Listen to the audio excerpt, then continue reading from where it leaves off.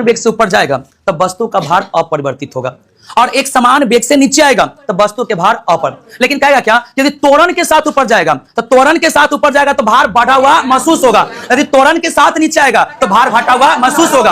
अब क्वेश्चन कहेगा लिफ्ट का रसवे टूट गया तो शून्य, लिफ्ट रास्ता टूट गया तो शून्य, मतलब सीधे समान वेग से गया तो भार अपरिवर्तित, समान वेग से आया तो भार अपरिवर्तित, त्वरण के साथ बढ़ेगा तो बढ़ा हुआ महसूस होगा, त्वरण के साथ नीचे आएगा तो घटा हुआ, और रास्ता टूट जाएगा तो।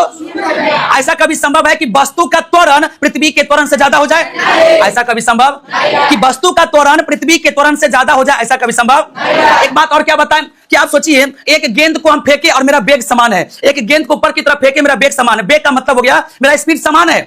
सोचिए मेरे हाथ में गिरेगा कि आगे कि पीछे? हाथ में गिरेगा। सोचिए कि अगर हम मोटरसाइकिल पर बैठे हुए हैं, सोचिए गौर से, अगर हम मोटरसाइकिल पर बैठे हुए हैं और हमारे दोस्त 20 के स्पीड में चला रहा है, 20 के स्पीड में, तो ना उठे बैठे उठे बैठे उठे बैठे, कोई दिक्कत? कोई दिक्कत? अगर हमने कहा कि हम मोटरसाइकिल पर बैठे हुए हैं, हम मोटरसाइकिल में क्या किए और ऊपर उठ गए और समाने वेग से चल रहा है, समाने वेग से चल रहा है, समान वेग से, लेकिन जब हम ना उठे तो हम दोस्त गाड़ी का गति बढ़ा दिया। अच्छा, जब दोस्तों गाड़ी की गति बढ़ा दिया तो हम कहां गिर जाएंगे? हम कहां गिर जाएंगे?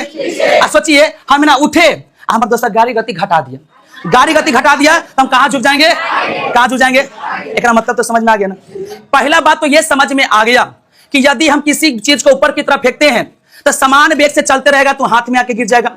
अगर इसको फेंके और मेरा गति समान है तो हाथ में आके गिरेगा, लेकिन इसको फेंके मेरा गति बढ़ गया तो कहां गिरेगा? और यदि इसको ना फेंके मेरा गति घट गया तो कहां गिरेगा?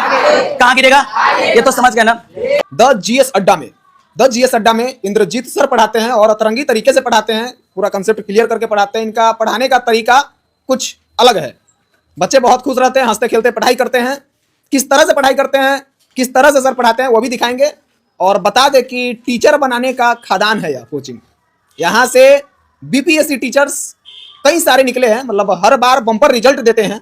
दरोगा की तैयारी कराई जाती है, पुलिस का रिटर्न भी क्लियर करवाया जाता है, मतलब कॉम्पिटिटिव जो भी एग्जाम है सारे एग्जाम्स की तैयारी कराई जाती है। किस तरह से सर पढ़ाते हैं, किस तरह से बच्चे पढ़ते हैं, बच्चों का क्या नॉलेज है, कितना समझ में आता है और क्यों यहाँ पढ़ रहे हैं, ये सब बात जानेंगे। थोड़ा वो सवाल भी करेंगे कि क्या पढ़ रहे हैं और पढ़ रहे हैं तो क्या आ रहा है, कंपटीशन करने के पीछे क्या मोटिव है इन लोग का। क्या नाम है आपका? मोहम्मद अरमान हुआ। कहाँ से हैं? देमा से हैं, सीतामढ़ी। किस चीज की तैयारी कर रहे हैं यहाँ? बीपीएससी तैयारी 4 टीचर के लिए। तो यही क्यों, आप पटना दिल्ली क्यों नहीं जाते हैं? ये पटना में इतने अच्छे अच्छे टीचर हैं, खान सर से जाके पढ़िए, रोशन सर से जाके पढ़िए, आप इंद्रजीत सर से पढ़ रहे हैं। वहाँ की पढ़ाई हमको सीतामढ़ी में मिल जाती है इंद्रजीत सर से। वहाँ की पढ़ाई यहाँ मिल जाएगी? Yes sir. समझ में आता है? यस सर, बहुत अच्छा समझ में आता सर हंसा आके पढ़ाते हैं एंटरटेनमेंट के साथ। यहाँ भी वैसे मिल जाता है सर। यहाँ भी वैसे यस पढ़ाई सर। होता है।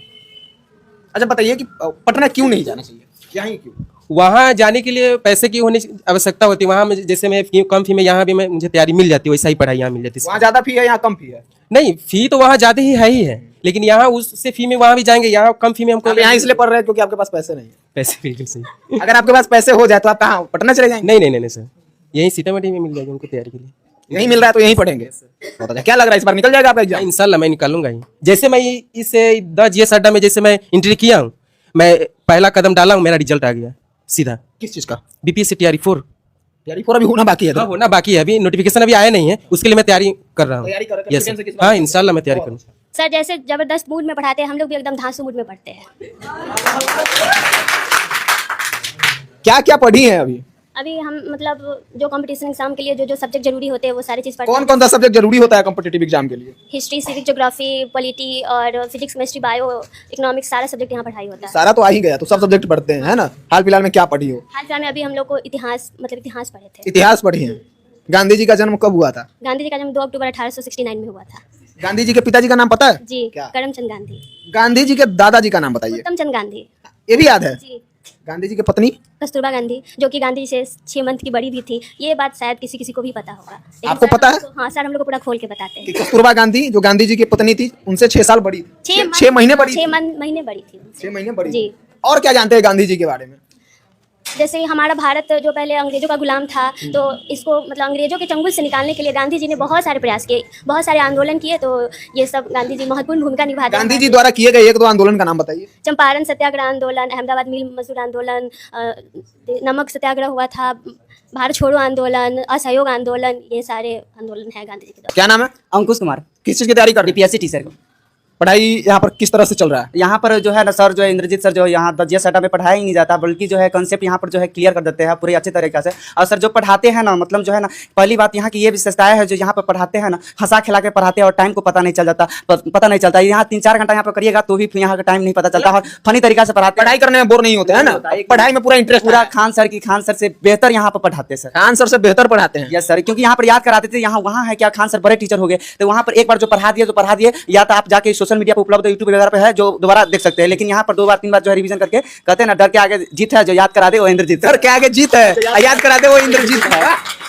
तो सबसे पहले कहता है ना, सीतामढ़ी में है तो कहता है ना, अति चमक बन के आए हैं, अति सितारा बन के हम निकले हैं, चमक दुनिया ने देखी है, ना आजमाया होगी क्योंकि सीतामढ़ी के द जीएस अड्डा की महफिल देखी है। वाह, क्या चलिए, शेरो शायरी तो बहुत हो गया यहाँ पर। पढ़ाई क्या क्या की है? तो ये पढ़ाई जो होता है ना, यहाँ पर हम जो है, यहाँ पर कंपटीशन में ऑल सब्जेक्ट हम लोगों को पढ़ना पड़ता है, लेकिन हम हिस्ट्री पॉलिटी जो पढ़े हैं, और सब्जेक्ट भी थोड़ा थोड़ा हम पढ़े। आप पूछ सकते हैं कुछ पूछना है तो। हिस्ट्री पढ़े हैं, पॉलिटी पढ़े हैं, क्या पढ़े हैं पॉलिटी में? पॉलिटी में संविधान के बारे में पढ़े, ये कुछ संविधान के बारे में। तब संविधान की जो होता है, संविधान में 300 मूल संविधान में जो है 395 अनुच्छेद होता है, और जो अभी वर्तमान में जो 470 प्लस है। और वही अतिभाग की बात किया जाए तो भाग 22 अभी वर्तमान में 25 है, और 8 अनुसूचित मतलब पहले था, अब जो वर्तमान में अति 12 है, और यही और इसके बाद धारा भी है। लेकिन यहाँ पर संविधान में जो है भारत के सबसे बड़ा विशालतम संविधान और लिखित संविधान है, दुनिया का सबसे बड़ा संविधान है। अनुच्छेद कितना है? 395 है। 395 था, अभी कितना हुआ है? अभी 470 है। और अनुसूची? अनुसूची 12 है, वर्तमान में 12 है। Yes sir. अब बताइए कि बाकी और भी देशों का संविधान है, सिर्फ भारत के बारे में पढ़े कि और भी देशों और के देश के बारे में पढ़े सर, अपना देश के साथ साथ दूसरे देश को भी पढ़े। सबसे कम अनुच्छेद किस देश के संविधान? तो सबसे कम जो अनुच्छेद जो अमेरिका का है, जो उसमें 7 अनुच्छेद है, और वहाँ का भी लिखित ही संविधान है। और भारत और अमेरिका और रूस का लिखित संविधान है। सबसे छोटा संविधान किसका है? सबसे छोटा संविधान जो अमेरिका का है। अमेरिका का है? जी गलत बोल रहे हैं। मोनाको का है। मोनाको नहीं, अक्षर के हिसाब से अगर अनुच्छेद में पूछा जाता है तो अमेरिका का है, अगर वर्ड में पूछे तो यहाँ मोनाको का होता है। संविधान को लिखने में कितना समय लगा? 2 वर्ष 11 माह 18 दिन लगा था, लेकिन लिखने तक का अभी तक जो वहाँ पर जो समय लगा 3 वर्ष 1 महीना और 16 दिन लगा था। लिखने का या लागू करने का? लागू करने का जो 3 वर्ष 1 महीना 16 दिन तक लगा था। इसको लिखने में कौन कौन लोग शामिल थे, किनका क्या रोल था? यहाँ पर लिखने में जो है, यहाँ जो लिखा था हाथ से अपना लिखा था जो है प्रेम बिहारी नारायण राज ज्यादा लिखा था, और सजाया था जो नंद प्रसाद जो लिखे थे, और प्रारूप रूप से जो है यानी क्रमबद्ध से तरीका से सही ढंग से सजाया था भीमराव अम्बेडकर समझा जो है सजाया था, और उनके अध्यक्ष भी थे। क्या नाम आपका? क्या नाम है? सोनाली कुमारी, कहाँ से? सीतामढ़ी। क्या चीज की तैयारी कर रही हो? बीपीएससी। बीपीएससी की टीचर ही बनना है? नहीं, मतलब मैं हम आए थे सिविल के लिए, बट सर बोले कि यहाँ से हो सकता है, इसलिए हम यहीं पे रह गए। अच्छा, यहाँ पे टीचर भी हो सकते हैं, हाँ। है ना? तो पहले टीचर बन लेते हैं, सिविल का तैयारी होता रहेगा। हाँ, किस तरह से चल रही तैयारी? बहुत अच्छे से। टीचर बन के क्या करोगी? टीचर के बन के वो देश का भविष्य जो बच्चे लोग हैं उसको संभालेंगे। अगर मान लीजिए सिविल सर्विस निकल जाता है आपका तो उधर ही कर लेंगे। अच्छा, आप टीचर बन जा रही हो तो बच्चों को किस तरह से पढ़ाएंगी? जैसे सर हम लोग को पढ़ाते हैं जैसे लैंग्वेज में कि जैसे बच्चे को समझ आ जाए, उसी तरीके से हम लोग भी समझाएंगे बच्चों को कि जैसे बच्चे को एक बार में समझ आ जाए। एक बार में समझ आ जाए? नहीं आएगा एक बार में तो डबल समझाएंगे, जैसे सर हम लोग को समझाते हैं 1 बार 2 बार 3 बार, वैसे ही हम लोग बच्चों को समझाएंगे कि अच्छे से समझ आ जाए। मेन उद्देश्य क्या है शिक्षक बनने का? पैसा कमाना? नहीं, देश के भविष्य को आगे बढ़ाना। देश के भविष्य को आगे बच्चों को पढ़ाना। हाँ। उससे ज्यादा पैसा देकर प्राइवेट में नौकरी लग जाएगा आपका? तो नहीं, वो नहीं करेंगे। प्राइवेट जॉब नहीं करो? नहीं, सरकारी स्कूल में ही पढ़ाना है? हाँ। सरकारी बच्चों को ही? हाँ, क्योंकि प्राइवेट में तो सिर्फ वो जिसके पास पैसा है वो पढ़ता है, बट जिसके पास पैसा नहीं वो तो सरकारी में ही जाता है ना, इसलिए सरकारी स्कूल के बच्चे को पढ़ाएंगे कि वो भी आगे चल के कुछ कर सके। आगे चल के कुछ कर। हाँ। ये बात पूरा बिल्कुल झूठ है। प्राइवेट का ऑफर आएगा, ज्यादा पैकेज आएगा तो प्राइवेट में पढ़ाएंगी? नहीं पढ़ाएंगे। पक्का? पक्का। वीडियो रहेगा ये। ठीक।